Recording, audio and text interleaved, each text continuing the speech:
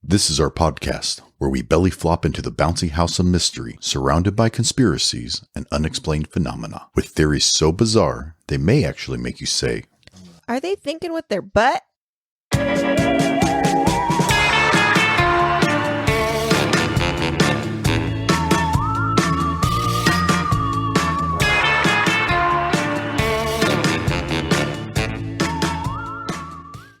Welcome back, everybody. I'm Katie. And I'm Chris. And this is Stop Thinking with Your Butt. Woo! That was good. I synchronized. Yeah. There. All right, so we have a new outline. Let's follow it. You can't control us. We have a whiteboard. Stop. With notes. Yes, we are getting better and better each episode. Yes. So, why don't we talk about, before we go into our awesome story that I will be telling today, and later this week, because we realized that this is probably going to be a long story. Yeah. Yeah. But we're not going to make you wait a whole week to hear the second part of this. Oh, good gosh, no. Good gosh, no. No, we're only going to make you wait till Wednesday. Yeah. Yeah, so everything will be 100% out before the following Sunday, right? So we're releasing it Sunday, part 1. Part 2 out Wednesday. So, so and then stay we'll tuned. get back to our regularly scheduled programming the following Sunday. Yeah, so perfect. You just get more. Without the upcharge. Yes. You're welcome. This isn't a con. Yeah. What is something interesting that happened over the last week that you ran across? Yeah. Okay. So we decided that we were going to share. We're going to have an intimate moment where we shared something interesting or weird that we ran across during the time that we last recorded. Yeah, not the day, because not the day of, but the week not from every day something weird the happens. week from last episode to this episode, something weird that happened. So I saw, actually you showed me, so I'm kind of stealing this from you, a video of an eagle or a hawk. I don't know. I didn't look too much into it. Picking up a antelope off the side of a mountain and carrying it away.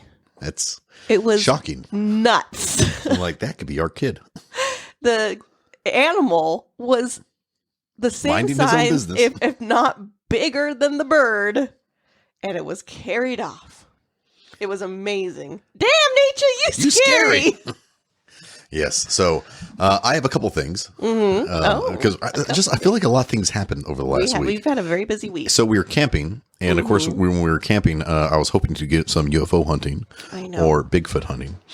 The weather was kind of cloudy. Us. Yeah. However, we did find a leaf that looked like a mirror image of the Book of the Dead from the Evil Dead. Yeah, right? The Necronomicon. Necronomicon. It was scary, similar. Yeah, we were trying to throw the leaf away, but we felt like it was going to come back and haunt us. So I took a picture of it, actually, and we put it on Twitter if you wanted to watch that. So we'll leave our hashtags and @s and all that social media stuff near the end. But I thought that was awesome. And then the second one, I would like to give a shout out to the Twitter, one of my favorite UFO investigators, right? He does a lot of documentaries, Jeremy Corbell. And I sent something on Twitter and I attached him to it. And he responded back / liked our tweet. Oh. It feels so powerful. I'm like, oh my gosh. We made it. We need to give a special shout out to all of our listeners because I am just blown away by how many people are listening and where in the world they're listening from. Britain, you are strong the UK, second. The UK, you're doing it. You're doing the damn thing, UK. Yeah, we have... We have people who are listening to us in the UK, and I think third is in Australia, which is weird because I feel like you insulted Australia. I'm like, I came after them a lot. But initially, I was like, shit, no one from Australia is going to listen to us. Well, it's not that I'm coming after Australia. I just have a respect for Australia. You don't mess with Australia because Australia will mess with you back in terms of like your nightmares. It comes after your dreams where you're safe. I don't know how you sleep soundly at night. I don't know. Over there. Does the screaming of wildlife in Australia lull you to bed at night? I feel like the land in Australia is angry all the time. I would agree. If Australia was an object, it would be the Book of the Dead. So what we're saying is Australia. Mad props. Mad props. Thank you. Mad props. And UK, thank you for being second. So yeah. Don't forget, we got the one in Madrid. We got the one in Japan. We got the... there's shotgun effect. You guys are out there, and we heart you. I wonder if the people in England are only listening to like David Icke lizard people. Because he's from there. The Queen, and I felt really bad because apparently it was the Queen's birthday over last week. And that's why I think a lot of people are listening in and they're like, I'm offended. And then they left because. Were they? Did you offend people? I don't know. You know, we're I can't control what I do. We're saying that the Queen is a lizard person, or at least David Icke is, not us. I was like, we didn't say that. No, we didn't say anything, but. Technically, you said that. I said that. But our next topic is bound to upset people. Okay. I avoid conflict like the plague. But so we don't have to have conflict, but... You always say that. People who say it doesn't have to be an argument are about to piss you off. I'm just not afraid to have an argument. That's the difference. I don't eye roll. I didn't eye roll. I heavy sighed and looked away.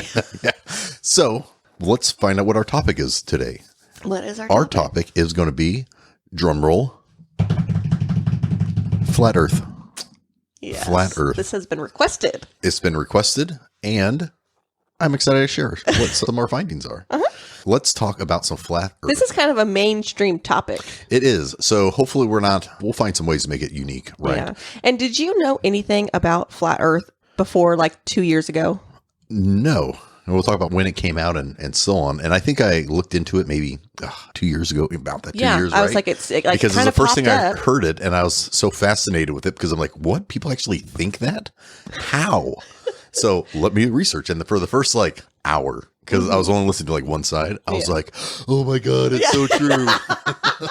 Babe, we've been lied to our whole life. That's what a lot of this is doing. And it's like freaking me out because I go into a topic with like, oh, absolutely not. It's the craziest thing I've ever heard. And then I'm like, I'm a lizard person. Oh, man. Like yes. So we did a couple topics that I'm like, yes. But if I don't, I'm like, no, I'll be honest. So let's talk about some flat Earth and a little bit about flat earthers. As a whole, they have basically been called out by astronauts, astrologers, astrophysicists, planetary scientists, especially the famous one, Neil deGrasse Tyson. Right. So I love his voice, by the way. Yeah, he has a great voice. But basically... telescope owners. A lot of people. Gas station attendants. A lot of people. And because there's so much abundance of facts and knowledge that flat earthers still refuse to believe when presented with evidence that maybe they're just thinking with their butts. Or maybe we are. Let's find out. Ooh, I'm going to predict that they are. So, nope. Neutral, babe. Okay, I remain neutral. Boom. I'm hitting neutral. And I'm going to read independent thought and feeling. So, before we start with your neutral, no independent thought or feeling, what do you know about flat Earth? Oh, you want to know my independent thought and feeling? And your initial reaction. Without knowing fully what's going on. Okay. And I mean, I'm not saying that you haven't done a bunch of research or anything. So what's your initial opinion of flat Earth when you hear it? My initial opinion of flat Earth is that is a load of malarkey. Why do you say that? It's impossible. Okay. Well, that's your initial thoughts. So now it would be. So you have been programmed from Earth from the beginning of your. I came out of the womb and someone was like, "The world's flat," and I'm like, "Here's a globe." Yeah. Go out there and be somebody. Yeah. Life would be impossible if the world was flat. Whoa. This is someone who's... Are you a scientist? I like to pretend like I'm a scientist. Then... I'm an imaginary scientist, officially. Let's put your neutral hat on. All right, neutral hat. And understand that... to my neutral tinfoil hat. Yes. Let's see if we can convince you and our audience. Can I keep the party horn, or do I have to put that away? It all depends on how you behave. Okay. Now that You're having a hard time approaching this. No, I have some set questions, and based off of how you reacted, I was going to say, how would you defend that the Earth is flat? If you gave me your initial, but without hearing or knowing, can you see any conceivable way without being shown proof and evidence and like all these? If someone didn't have to convince you on your own, would you think that the Earth was flat? Never. If you weren't trained and programmed that the Earth was round? No. What's preventing you from thinking of it? Because the whole falling off the Earth? That everything light in nature is in an arc. Your vision is in an arc. Your eyes fall to the horizon. So that's why you can only see so far. We're in debunk all that, babe. Let's dive deep. So I know you're not a scientist. I'm not a scientist either. But I remember. I'm offended. I'm an imaginary scientist. No, that's okay. I like offending you. Me, I remember in school, one of the early experiments that I've had with the Earth and globe and so on was in Virginia in elementary school. And we went to the Smithsonian National Museum of American History. And we saw a experiment that was called the Foucault pendulum.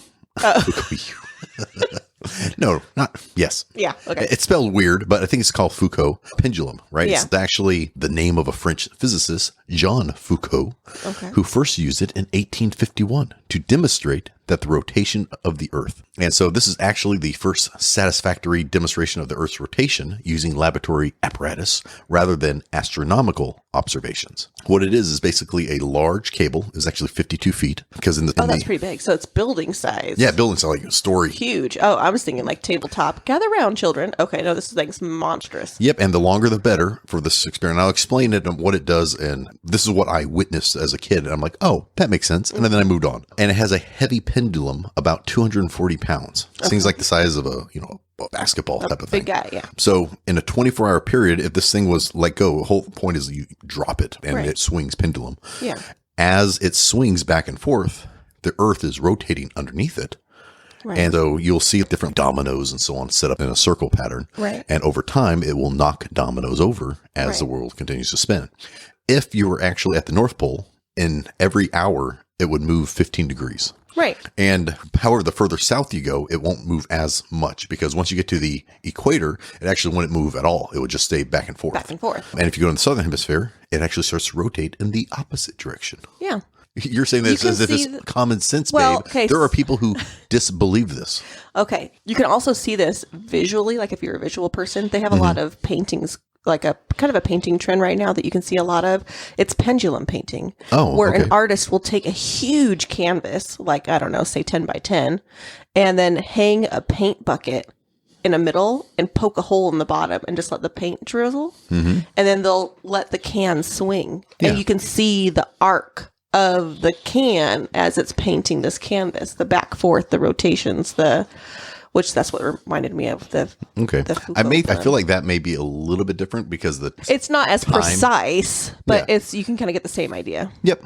One of the things over time, if you're like, well, after a 24-hour period, how does it still have the momentum? Well, it actually does. I didn't know this, but it actually has 2 iron collars that are attached to the cable at the top.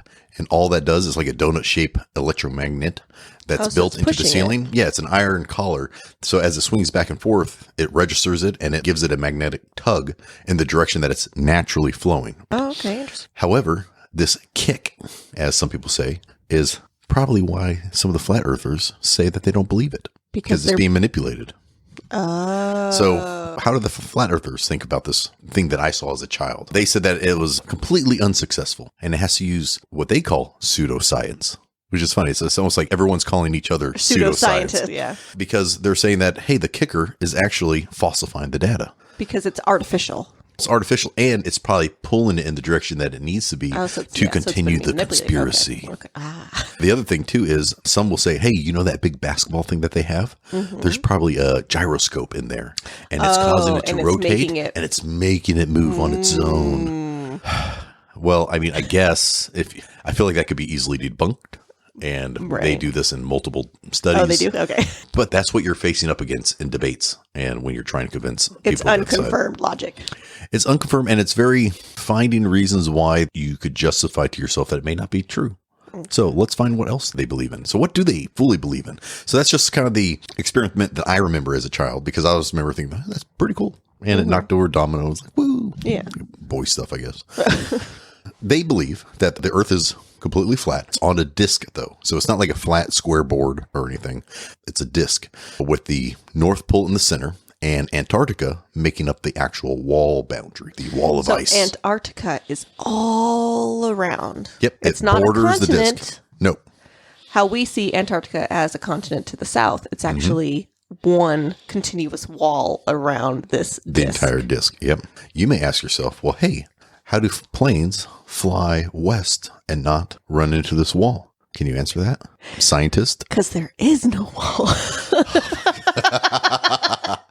No. So Why? think of a disc or a record player. Mm-hmm. When you have the record player, the pointy thing, The needle? the needle, and it's in the Which disc. that might not even be the proper term, but it's better than the pointy thing. I am an investigator. You are the smartest person I know. What is happening? The pointy thing Yeah. is in the middle of the disc. The beep boop. It's in the middle of the disc, and as the plane moves, pew, pew, pew. Yeah. Guess what happens with a disc as it spins? It stays still, and it goes around in the center. Act like it's going west almost. If you had it stationary, and the disc was turning in a 360, it will never hit the edge of the disc, correct? Okay, so when you're flying west, then you're just following the disc around. So they're not really flying west. Or are they flying west, but the flat Earth In their is... eyes, it is going west, but it will never hit the edge because it naturally will curve with it. And Wouldn't so therefore the you disc have can to be go in a spinning 360. really fast? I don't know. I can't answer all these questions that you throw at me. I just want to tell you that they think that's why you can go west and you'll never hit. Antarctica, Yes. the ice wall. You just can't go south.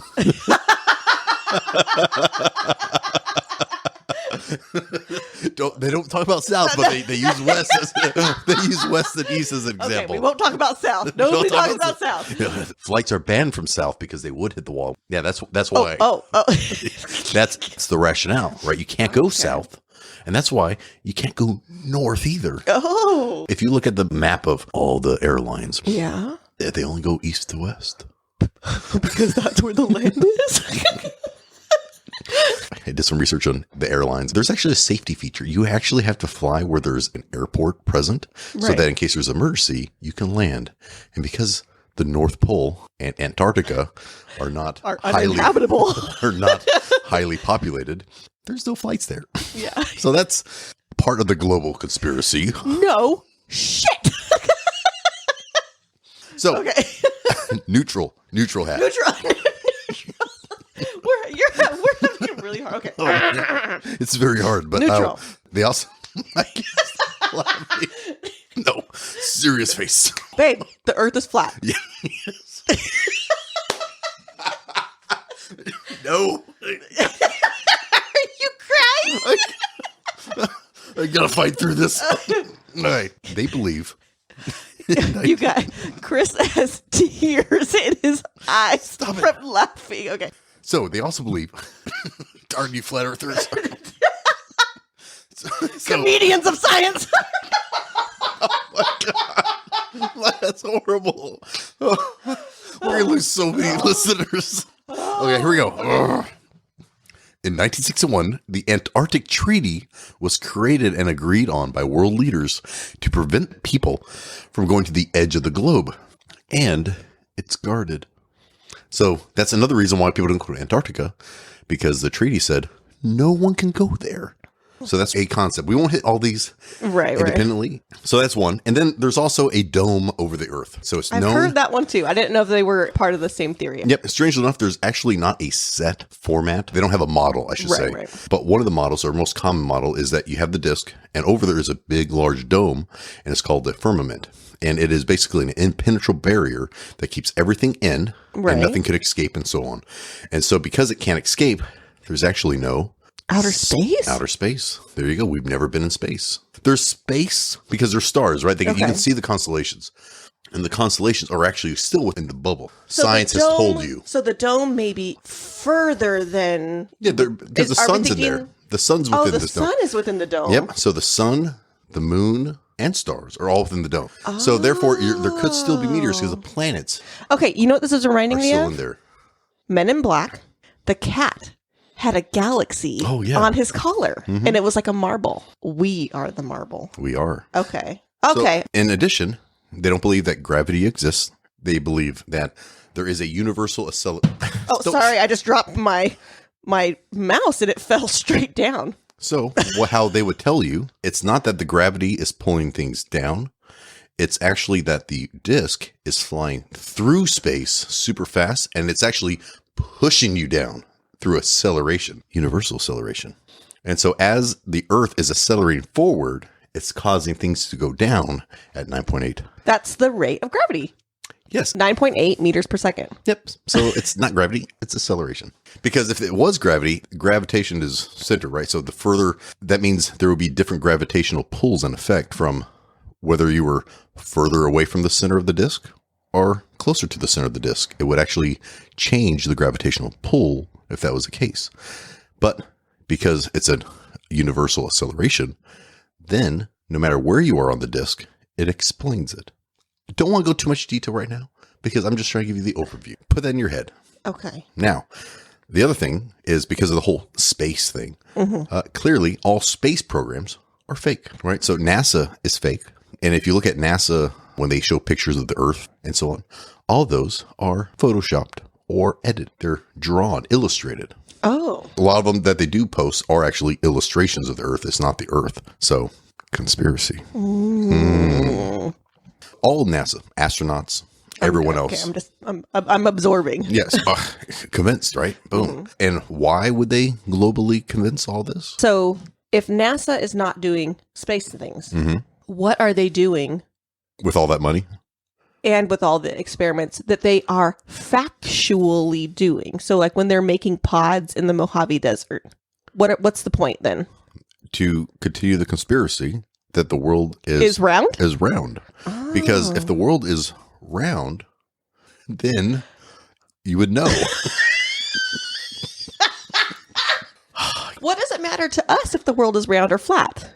For some flat earthers, if the world is round and we are not at the center of the Earth and we're just another planet in another system and it expands infinitely, how relevant is Earth? It's not. That is why. Oh. That is why they're saying that if it's flat and it is the only thing, then guess how relevant is that now?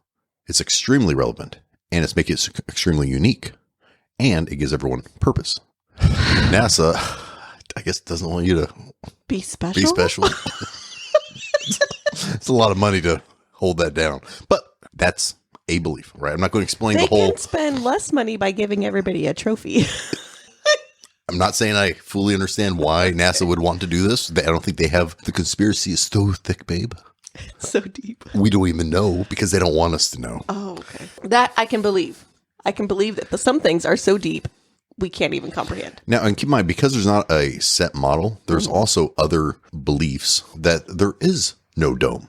Okay. The next point is, well, where do aliens come from? If there are aliens, right? Because they can't come from other planets if they can't come in. And so some may think there's not a set model and how it looked. Some people even have the model where Antarctica, instead of it being a border and it's a disc, they look at it as an infinite plane. So there is no end. Yeah, there is no end. It actually expands infinitely out. And the only thing that's there is ice. So I'm assuming that direction is not real. Because if you leave from New York and you travel east for 12 hours, you will arrive back in New York. Yeah, because you're on the disc, right? Remember? Pointy thing? Pew pew. But plane flies around the world. You're in back to the same spot. Okay, but then that contradicts that the world is infinite. Nope. It still spins. Oh, it's just the outside wall, that Antarctic wall. Okay. You can't get over that wall. It's I was infinite. Thinking like a line. I need to think circular. Yep. Okay. And the needle. You're welcome. The beep boop.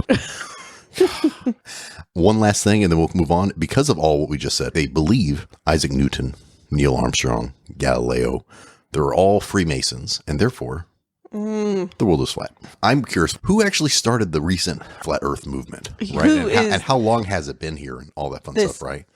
Man of wisdom. Man of wisdom. Well, his name, I actually do like his name. It's Mark Sargent. Ooh, right? That actually sounds really familiar. Yeah, so you're saying it. Okay. So when he says it like that, I'm like, I want to listen to you too, Mark. Sargent. Yes, sir, Sergeant. Sergeant Earth Flat. Sargent. In 2015, Sargent released a series of video because YouTube, right? Making everyone famous. One day, maybe us. What, maybe? It's like, we hate you, social media, but love us. Yes. He had a bunch of videos called The Flat Earth Clues that question the acceptance of the shape of the Earth. So not just the shape, but they went to NASA's fake. And think about the people who may believe something like that. Well, before the Flat Earth came out, what was a conspiracy before even flat Earth was a big mainstream thing? Well, the moon was fake. The moon was fake. landing was fake. Moon landing Yeah. was fake. NASA's fake. NASA's all this other fake, stuff, yeah. right? NASA's been fake and for a so then while. they're picking out those type of things and they're putting them together. And they're like, what else is not going on here? Oh, okay. So flat Earth also have a general belief that Mark was promoting. It's all really pseudosciences, right? So it's a lot of theories, it's a lot of assertions based more on beliefs than scientific fact. Some would say that Mark's views and others in flat Earth would fall into what experts call denialism. Oh, is that a science? It is the purposeful denial of reality. Denialism. Denialism. You look super excited as if you want to use that so many times. Well, it's like when people get sick with pretendinitis. Yes, denialism. Put that in your bag of tools and get ready to use that. I'm suffering from denialism. The whole series, this YouTube series, it attracted millions of views, propelled the rise of the modern day flat Earth movement. Some flat earthers actually reference the Flat Earth Bible, which is called the Zetetic Astronomy. Zetetic? And it was actually written in 1881. Who was it written by? By Samuel Robotham. Robotham? Robotham. Robotham gave a basic framework or the model that the current flat earthers still use. He did the disk, the dome, the sun and the moon and everything else in between there. And it being bordered by the walls and everything else. So he created that in like 1881. It's probably was around earlier, but he's the one that actually created an astronomy. He put astronomy associated with that theory. One of the things that he started to do, or what got him involved in all this, he was in England, UK followers, shout out. Whoop, whoop. He participated in the creation of the Bedford levels. Do you know what the Bedford levels are? Have you heard of that? No. So the Bedford levels are basically a slow-flowing drainage channel running uninterrupted in a straight line for over 6 miles. So it's geographical. Yes. Okay. I wasn't sure what to... Yeah, and it's a man-made, a straight line, 6 miles. When he was building it, he was realizing that, hey, you know what? I'm building this, and I can see a boat way down there. And if the Earth was curved, how could that be? Damn you, science. And so he did a couple of tests to determine that. In 1839, he created what's called the Bedford Level Experiment, which was a series of observations around the length of the river to measure the curvature of the Earth, because he wanted to claim and prove that the Earth was flat. He proved that he was able to see a boat 6 miles away from... Can't you see like 20 miles before?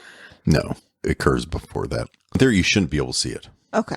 So that is right. In theory, you shouldn't be able to see it. Okay. Yes. Because of that, he proved it. He was like, psh, done. Proof. What else do you need? I should not be able to see that. So therefore, something suspicious is going on. Quick nerd alert. I'm going to have to go into a little bit of math and science because we have to explain this with actual math and science. Oh, with actual math and science. Damn it. Prepare to be awed. All right. I'm impressed. Okay. Let's do this. The first thing is there's something called atmospheric refraction. Yes. That causes objects below the horizon to be, I'm pointing to you, visible. Okay. I don't Person know what who sounded really knowledgeable about the subject. Yeah. No, it causes them to actually be visible. I was going to say invisible. Okay.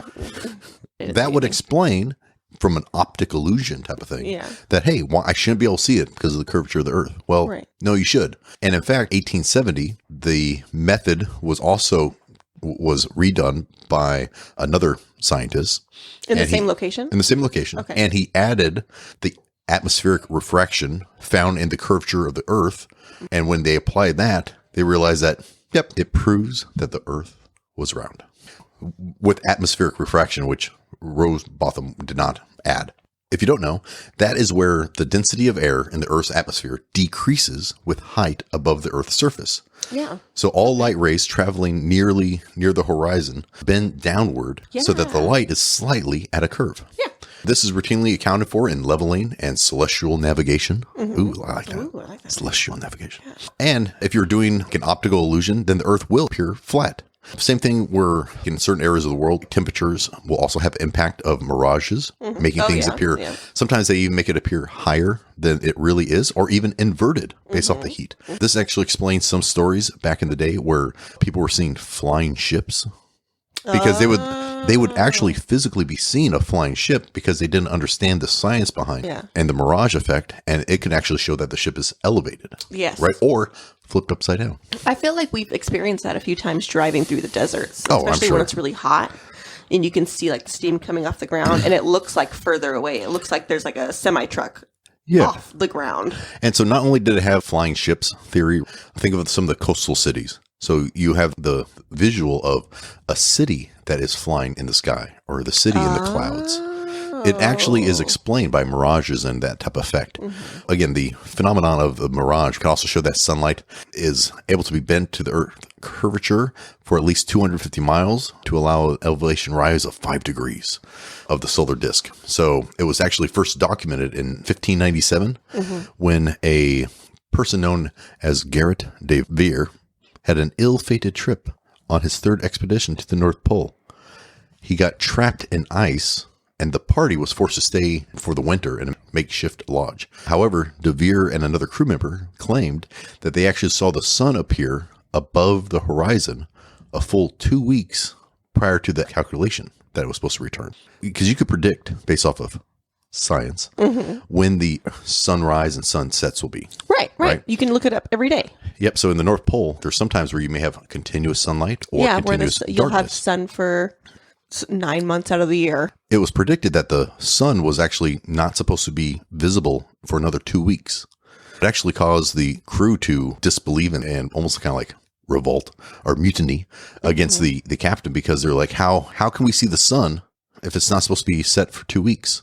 Well, that's because they didn't understand the phenomenon of the mirage, or these atmospheric refraction, where they, even though the sun wasn't there, they could physically see it. Oh, yeah. Because they could see it further away than it actually was. Yes. I mean, I get it. I'm just trying to think, how would you explain that to people who... They did not believe it, and it wasn't even able to be proven until the 20th century, when it was actually tested and discovered. And that's why, again, when people say flying cities and flying ships and what do you mean you saw the sun and this, whatever, they couldn't prove it, and they couldn't explain it. They just know what they saw and they believed it. But people were like, you suck at navigating, so we're no longer going to follow you. He's like, but I feel like I'm a pretty good navigator. And they're like, nope. The sun doesn't lie. The sun has spoken. The sun has spoken.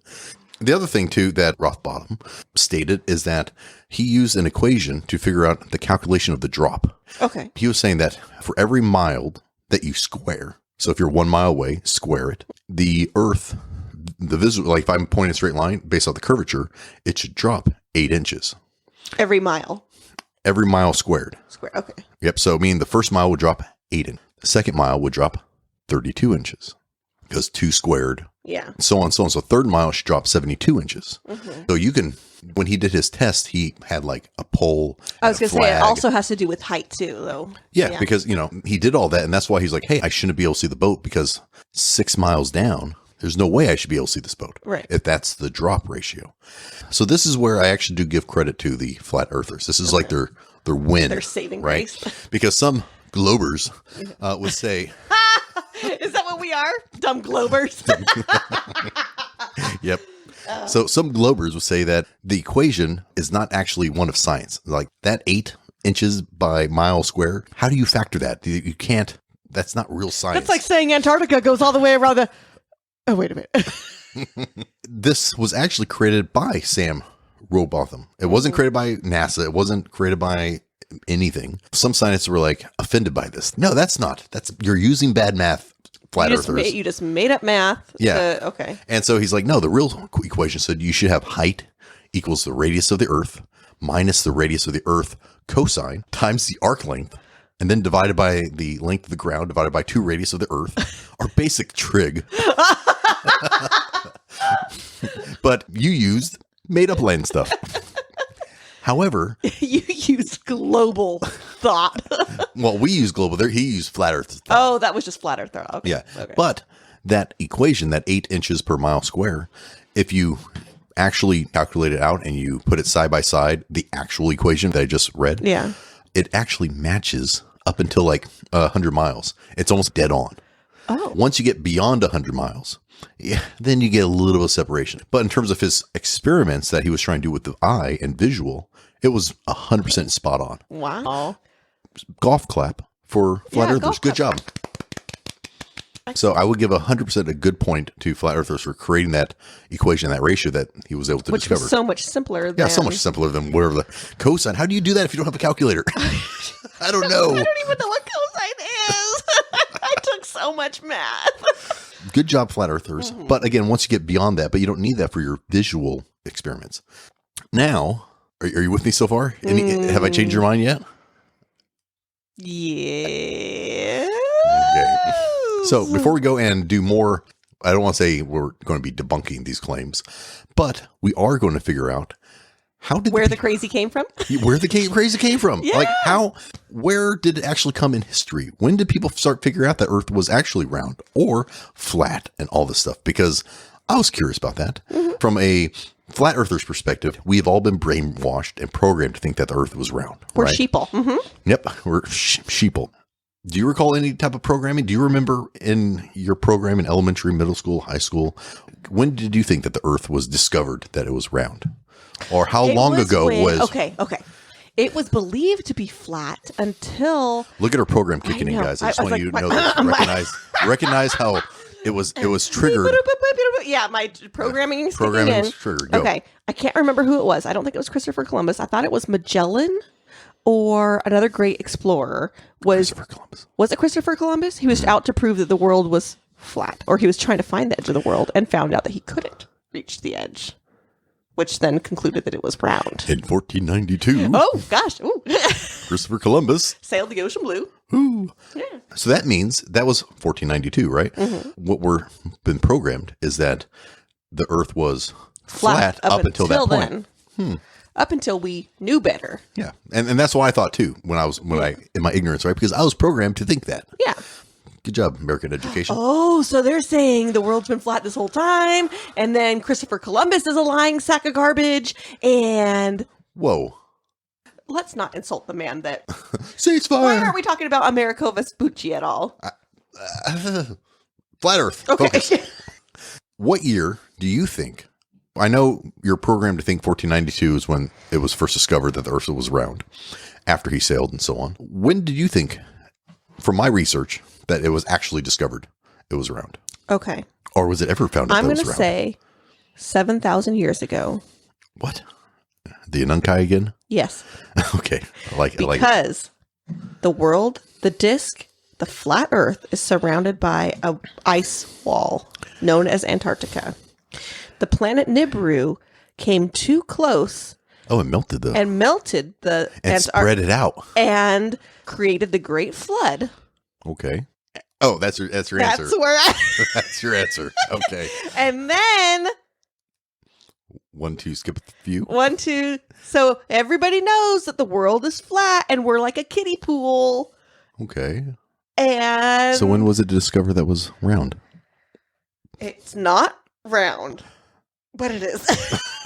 Okay, I don't know. I don't know. It's all good. Hey, okay. I didn't know either. Okay. I thought 1492 is when they were like, oh, that makes sense. In reality, do you know what year the ancient Greeks were in? Oh, 3000 BC, right?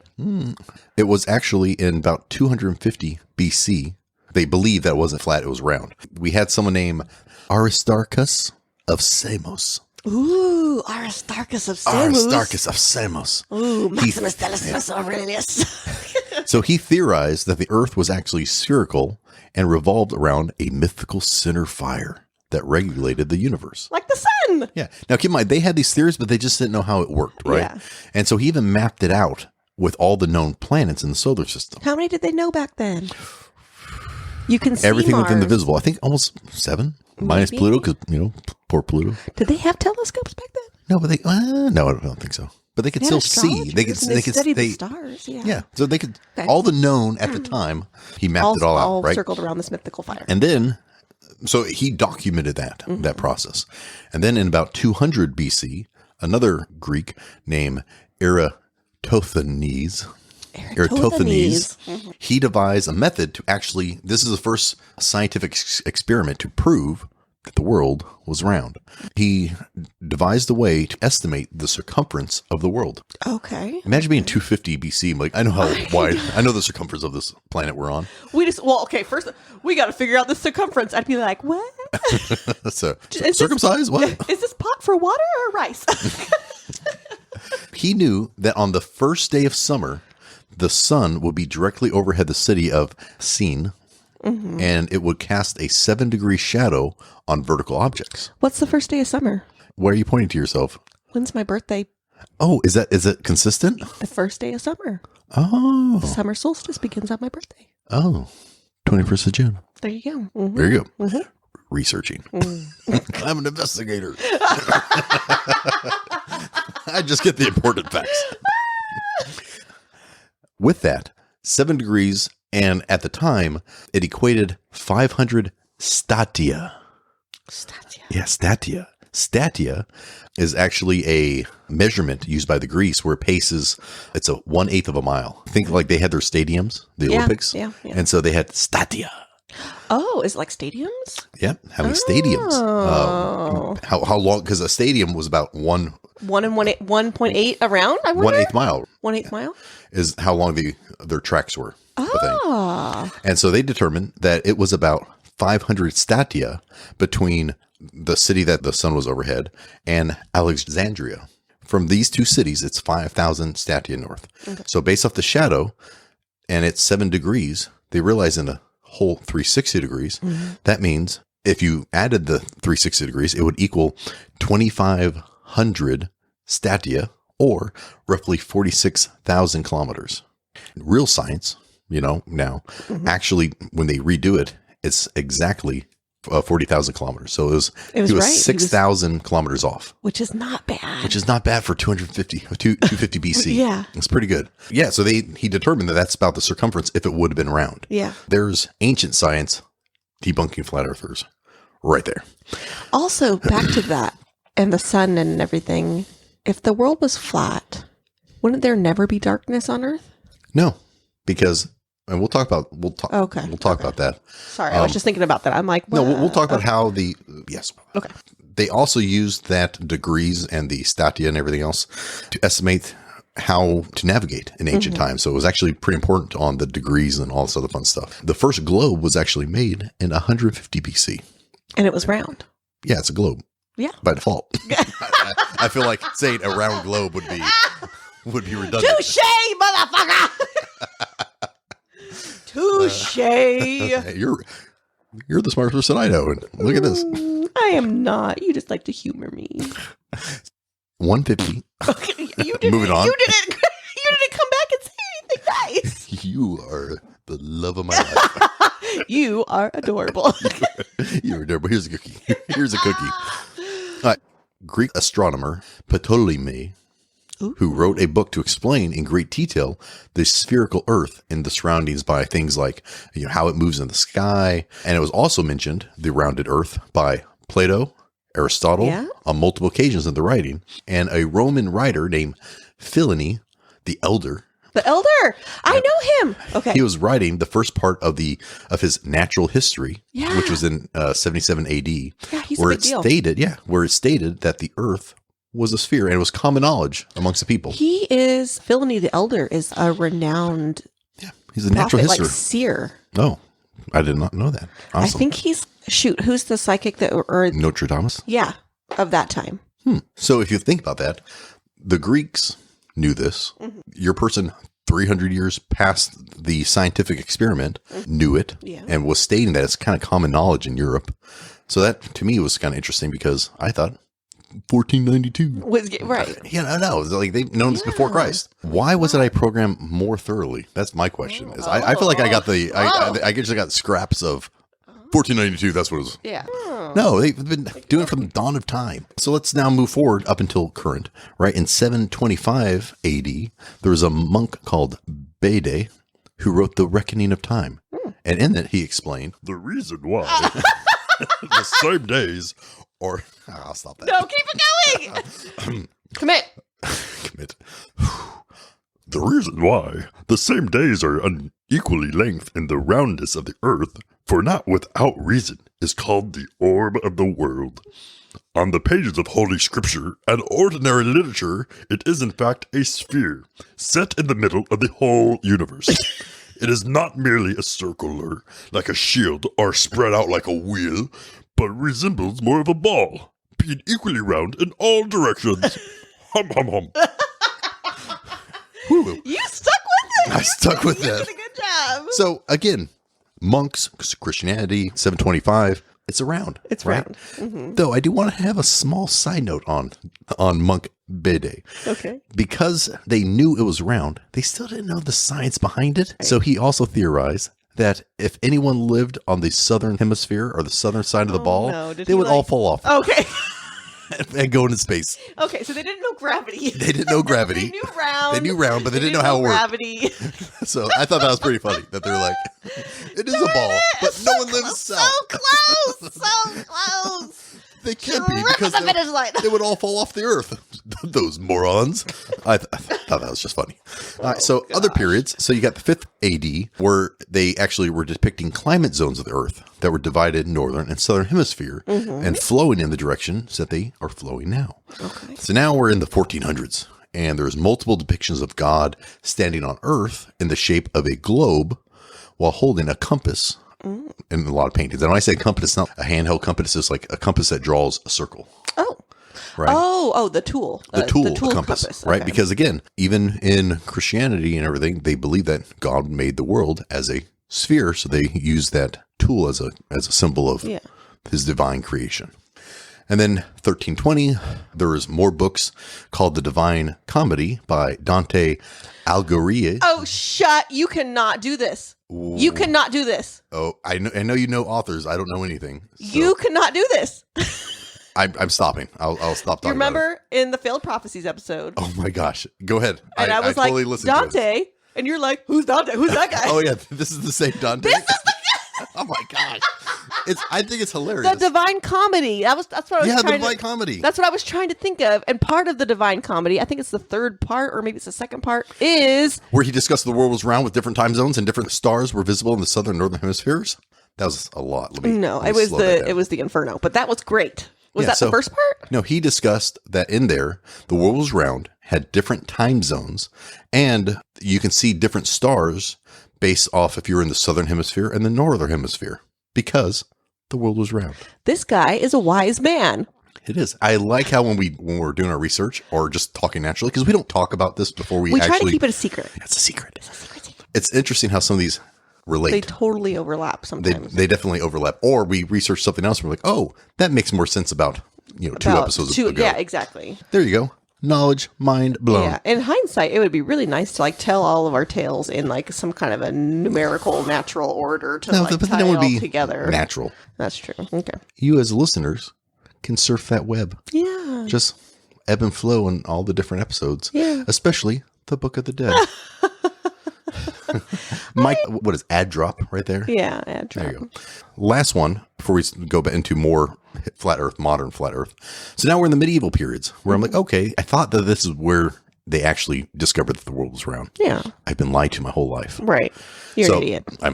Programming was flawed. In the medieval periods, it was, again, common knowledge, and kids and people were told that the Earth was flat. This is what I thought. But nope. And going back to the Columbus, where I thought that, hey, he wanted to see, and people were like, oh, no, you're not going to fall. You're going to fall off the edge of the world. Right. Well, in reality, I always thought the edge of the world was a waterfall. Yeah. You just sail right off the edge. 100% right. No ice wall, just waterfall. Space. Off the edge. Yep. In reality, people weren't scared that he was going to fall off the earth. They were really scared that the ocean between where he was and where he wanted to go was so vast, he wouldn't have the supplies to get there. That makes more sense. That does make more sense, especially when you look at the history and how many people knew that the world was round. They weren't afraid that he was going to fall off the world because it was common knowledge that the world was round. I feel like they messed up that programming if they were really programming us. They messed up the programming centuries ago. But they are all part of the global lie. Lizard like NASA. People? Oh. No, just... No, just like, why would NASA lie and hide this stuff? look at all these ancient Greek. Why are they lying? Yeah. What's going on here? Or because they just didn't know the science. Yeah. There you go. Yeah, there you go. There's that, right? So just for perspective, last one is Copernicus, 1543. Christopher Copernicus. Nicholas Copernicus. Damn it! Christopher Columbus. Christopher Columbus, Nicholas Copernicus. Okay, I knew that. You're so smart. I love you. I knew that. No, All right, I did know that. My third grade teacher had a stuffed animal named Copernicus, and he was our reading buddy. Sorry. No, that's awesome. Whatever gets you engaged. Yeah. He detailed his radical theory that the universe, not only was it round, but the Earth was along other planets that rotate with the sun. So this is where before, even though the Earth was round, most people thought that the sun and everything else revolved around the Earth. That's right. So that was the difference. Okay. That. And Copernicus is the one who said, hey, no, I think it's us that rotate around the sun. He created the heliocentrism opposed to the geocentrism. Okay. So the geo piece was very common knowledge. The helio one was, what? That's crazy. Yeah. Now that do you feel more knowledgeable after hearing all that history? No. What? After talking about the Greek and the round, you don't feel like you knew that? No. Okay, more knowledgeable, more believing in flat Earth. No. Oh, no, I'm not talking about that. Knowledgeable in general. Yes. Neutral knowledge. Neutral knowledge. Ooh, I like that. Yeah. This is a place of neutral knowledge. So we're going to stop there. Oh. I know, right? Oh, that's where we're ending for today. Yeah, we got to, we'll pick up more where we left off. But before we leave, let me just hit you up with some of our social media. Amazing contact information. Yes. So hit us up for our email at stopthinkingwithyourbutt@gmail.com if you have any questions, if you have recommendations or just feedback. And you can also follow us on Instagram at stopthinkingwithyourbutt and at Twitter at stopthinkingwyb. Fantastic. Yeah, we love to hear you. Yeah. We love you guys. So thanks for listening. Stay tuned. Yeah. You are overstepping me. That's right. Be quiet. Stay curious. And stop thinking with your butt. Yeah. How?